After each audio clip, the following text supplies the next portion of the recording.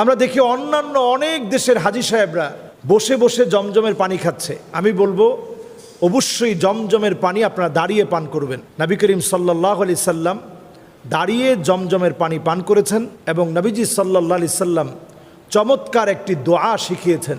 হতে পারে আপনি অনেক রোগাগ্রস্ত, ক্যান্সারে আক্রান্ত, আপনার লিভার সোরিয়াসিস হয়েছে, লিভারে চর্বি বেড়ে গিয়েছে, যে কোনো ধরনের রোগ শোক নিয়ে আপনি আল্লাহর ঘরে গিয়েছেন হজ করার জন্য।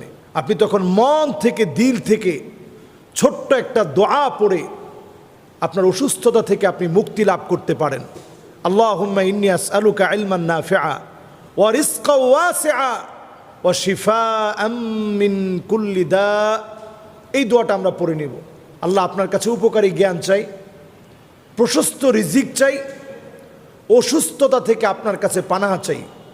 যদি আরবিতে না পারি বাংলায় আমরা পড়ার চেষ্টা করব।